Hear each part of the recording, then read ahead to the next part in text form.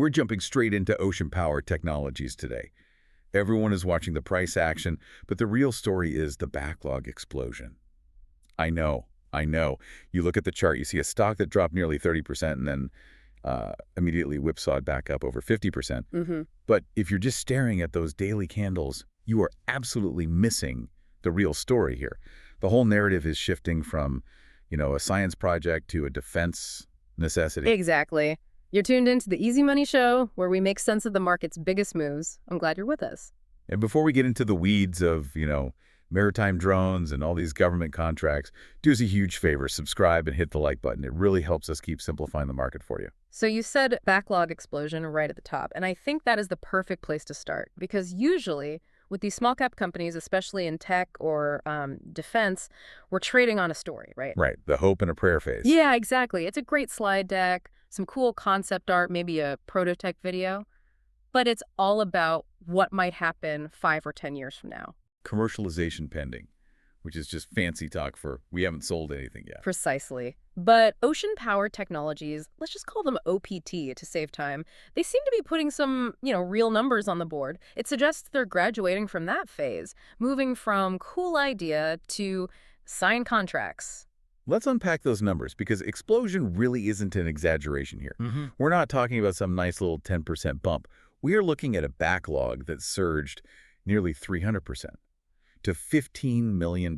And that needs context. It really does. For a huge company, $15 million is a rounding error. They lose that in the couch cushions. But for a company this size, roughly a $30 to $40 million market cap, having $15 million in signed paperwork it's a massive shift. It creates a floor. That's the key. A triple-digit increase tells you that customers, and specifically government customers, aren't just looking at the brochure anymore. They're putting pen to paper. They're committing funds. But here is where it gets really interesting for me. That $15 million, that's just the backlog. The stuff they've sold but haven't delivered. The sales pipeline. That is a whole different beast. That's the forward-looking number, the potential. Right. That pipeline has grown 63% to hit $137.5 million. That is the holy grail number everyone is whispering about. Okay, let's pause right there. $137.5 million. That represents a ton of pent-up demand. But I want to play devil's advocate for a second. The distinction between backlog and pipeline can trip people up. It's a fair point. Backlog is a contract. It's legally binding. Pipeline is conversations, proposals, being in the final round of negotiations. It's potential energy, not kinetic. True, it's not cash in the bank yet. It's the difference between being engaged and just dating. But still, when you see a pipeline that's 4 or 5 times the company's entire valuation, you have to ask, what is actually driving this? Why is there suddenly $137 million worth of interest in buoys and sea drones? Why now? That is the $137 million question. And honestly, the answer isn't just wave energy. That's their heritage, right? Harnessing the ocean's motion to make electricity. It's cool. It's green. It's noble, but it's not what's driving this pipeline. No. The real driver here is security. It's about having eyes on the ocean. So we are witnessing a pivot from clean tech to national security. Effectively, yes. Or, maybe more accurately, using clean tech for national security. And to get this, we have to look at their tech, because they aren't just selling floating batteries. They have this thing called the WAM-V. The Autonomous Surface Vehicle. Yeah, which is just a fancy way of saying sea drone, WAM-V. It stands for Wave Adaptive Modular Vessel. If you've never seen a picture of one, you really need to look it up. It's imagine a spider resting on the water. It has these flexible legs on pontoons, and the main body, the payload, is suspended above the waves. It looks so futuristic. And the genius of that design is stability, isn't it? Unlike a normal boat that just rocks all over the place, the WAM-V moves with the water. The suspension absorbs everything. Which is absolutely critical if you're trying to use radar or cameras or launch other drones from it. You can't survey a coastline if your camera is bouncing up and down 10 feet every 2 seconds. You need a stable platform. They just shipped 8 of them. And they're not just out there for fun. They're for data collection, surveillance, patrol. And this is a really crucial point for anyone listening. When you hear ocean power technologies, you probably think of their old business, the PowerBuoy. Just a big yellow thing bobbing in the water making electricity. And sure, they do that. But the WAM-V and the new PowerBuoy systems, especially the ones with Marrows, are all about data. Marrows. That sounds like something straight out of a spy novel. It really does. What does that actually stand for? It's maritime domain awareness using artificial intelligence. It's a mouthful, but just strip away the acronym and it's a surveillance system. It generates its own power, yes, but it uses that power to run radar, high-def cameras, comms equipment. It's not a battery, it's a sentry. Think of it like a Ring doorbell for the middle of the ocean. A Ring doorbell that never runs out of batteries, handles 20-foot waves, and can spot a drug runner's boat from miles away in the dark. And that brings us to the big catalyst, the thing that really woke the market up recently. The Department of Homeland Security, DHS, signed a contract worth over $5 million. That's significant. It's huge. Yeah. And it's not some theoretical research grant. We are talking about a real deployment in San Diego. This is border protection, asset protection. And to put that $5 million figure in perspective, if you look at their history, a single $5 million contract is basically what they used to bring in over an entire year. Exactly. It validates the tech. It tells the market, hey, the U.S. government trusts us to watch the coast. And when you have the Coast Guard and DHS involved, you're not just a science experiment anymore. You're infrastructure, part of the defense apparatus. And looking at the broader picture, this fits into two massive global themes. One is national security, obviously. Maritime security is a huge topic. Just look at what's happening in the Red Sea or the South China Sea. But the other theme is ocean energy decarbonization. You mean like offshore wind farms? Exactly. I mean, think about the logistics of these massive offshore wind projects. There are billions of dollars of infrastructure sitting miles out at sea. You have to monitor them. You have to secure them against sabotage. You have to make sure boats don't just crash into them. And you can't just send a guy in a rowboat out there every day to check on things. It's way too expensive and way too dangerous. You need autonomous systems. You need a robot that lives out there. That's the sweet spot where OPT sits. But hardware is only half of it. A boat is just a boat if it doesn't know where to go. That's where their partnership with Mythos AI comes in. Yes, let's talk about that. Because hardware is cool, but hardware without software is just a floating paperweight. Or a hazard. Mythos AI is the brain. Correct. Mythos is providing the autonomy software. It's what allows these vessels to navigate, avoid obstacles, and actually perform missions without a human holding a joystick. So it's the self-driving car moment, but for the ocean. Is that harder? In some ways, yes. A road doesn't move. A road doesn't have currents pushing you sideways or waves crashing over your sensors. The environment is so much more hostile. And this partnership is key because it creates a moat. If OPT can offer a fully integrated package, the stable boat, the perpetual power source, and the AI brain, that's so much harder for a competitor to replicate. So just to wrap up the bull case, you have this exploding pipeline up to $137 million.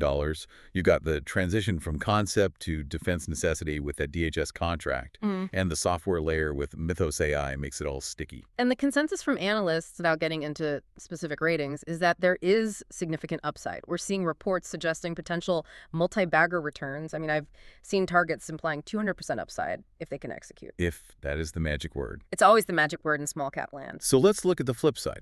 Because for all this backlog explosion, the current reality has some big warts. It does, and we have to be honest about them. If you just looked at the press releases, you'd think they were printing money. But let's do a revenue reality check. The Q2 revenue number was, well, it was bad. $7.4 million. That is a very small number. And it was down from $2.4 million the year before. I mean, imagine telling your investors, hey, great news, our revenue dropped almost 80%. If you just looked at that one number, you'd run for the hills. You would. But in this case, you have to ask why. And the answer, ironically, is the same reason for the bull case, the government. The double-edged sword. Exactly. Right. Dealing with the government is great because the checks are big and they don't bounce, but they are incredibly slow. Just think about the last year in Washington. Government shutdowns, budget delays, continuing resolutions. The government couldn't decide how to spend its money. So when the government stops signing checks, the money stops flowing to contractors like OPT. Precisely. It seems to be a timing issue, not a demand issue. The paperwork got stuck on a desk in D.C. But here's the problem with timing issues. For a small company, timing is everything. While they're waiting for those checks to clear, the bills keep coming. Right. Let's talk about the burn. The net loss widened to $10.8 million for the quarter, and operating expenses were up to $8.7 million. Wait, okay, hold on. Why are expenses going up if revenue is going down? Shouldn't they be tightening their belts? Well, remember that backlog. If you just signed contracts to deliver high-tech drones, you have to actually build them. You have to hire people. You have to pay sales teams to land the next contract. They're ramping up to prepare for growth. So they're spending money to prepare for a feast, but the food hasn't arrived at the table yet. That is the perfect analogy. They are setting the table for a banquet, but the caterer, the government, is stuck in traffic, and that creates a very precarious situation. Let's look at the balance sheet. They have about $11.7 million in cash and investments. And they lost $10.8 million in a single quarter. Yeah. You don't need a PhD in math to see the tension there. $11.7 million in the bank, $10.8 million out the door. That is a very, very short runway. It is. And this brings us to the biggest risk for you, the investor: dilution. Can you just break that down really simply for anyone who might be new to this? Sure. Think of the company as a pizza. Right now, it's cut into, say, 10 slices. You own one slice. But the company is running out of cash to keep the ovens on. So to pay their bills, they sell more stock, they issue new shares. Effectively, they recut that same pizza into 20 slices. Your one slice is now half the size it used to be. Your ownership shrinks, and the stock price usually drops. So the race is on. Can they get paid before the bank account hits zero? That is the execution risk in a nutshell. The tech is new. Reliance on government budgets is tricky. If another shutdown happens, that cash crunch becomes a crisis. They might be forced to raise money on really bad terms, which hurts everyone who already owns a piece of the pie. It's a high-wire act. It absolutely is. You're betting they can bridge this gap between promising pipeline and cash flow positive without hurting shareholders too much. So we've got this massive potential with the pipeline, and we have the scary cash burn. For the listener, what should they be watching in the next 30 days or so? What are the triggers? Okay, a few specific things are coming up. First, obviously, is earnings. Q3 earnings should be out in late January or early February. And what's the metric to watch? Just revenue. Revenue matters, sure. We want to see more than $24 million. But I'd argue the most important metric is backlog conversion. Explain that. It's great to say you have a $15 million backlog. Looks great in a press release. But we need to see how much of that moved from the backlog column to the revenue column. Are they turning orders into cash? Because if the backlog keeps growing but revenue stays flat... That's a huge red flag. Right. It means they can sell it, but they can't build it or deliver it. Right. We need to see execution. Got it. Delivery is key. What else? The San Diego test. The DHS deployment we were talking about. Yes. Watch for updates on that. Is it working? Is the Coast Guard happy? Success there is the proof of concept. If they come out and say, this system increased our interdiction rate by 20%, that is marketing gold. And that leads to follow-on contracts. Exactly. Government procurement is weird. It takes forever to get the first contract.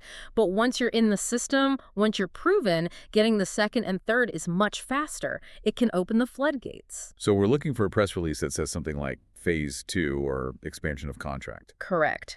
And then looking a bit further out, keep an eye on Q1 for the AI partnership demos with Mythos. We need to see these robots thinking for themselves. Real autonomy. We do. And specifically, we're looking for something called Trusted Operator Certification. Sounds official. What does that mean? It's the stamp of approval for broader government use. It's like a security clearance for a robot.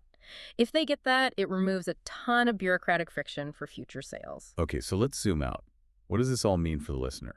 It's a classic risk-reward scenario. You are buying a company at what looks like an inflection point. But it's messy. It is messy. The financials are ugly right now because of that timing lag. The burn rate is scary. But the tailwinds, national security, autonomous defense, offshore infrastructure protection are some of the strongest trends out there. So you're buying the backlog, but you have to stomach the cash burn to get there. Correct. If they can navigate this cash crunch, if they get paid for what they've already sold, the upside is significant because the demand is clearly there. If they stumble, the dilution could be pretty painful. You know, it really feels like we're watching a shift in how the ocean is managed. We spent the last 20 years watching drones take over the sky. You can't turn on the news without seeing them in a conflict. And now the oceans are the next frontier. It's harder to do, but the strategic value is just as high. And that's the thought I want to leave you with. As maritime warfare and border security shift toward autonomy, is Ocean Power Technologies positioned to be the infrastructure backbone of that shift? Are they the company that builds the eyes and ears of the ocean? It's a fascinating question. The technology says yes. The financials say proceed with caution. And that is the lowdown on ocean power technologies. High stakes, high tech, and a race against the cash clock. As always, do your own research, but keep your eyes on that backlog conversion. Thanks for tuning in to the Easy Money Show. If you enjoyed this one, make sure to subscribe and hit that like button so you don't miss the next. We'll see you then. Goodbye, everyone.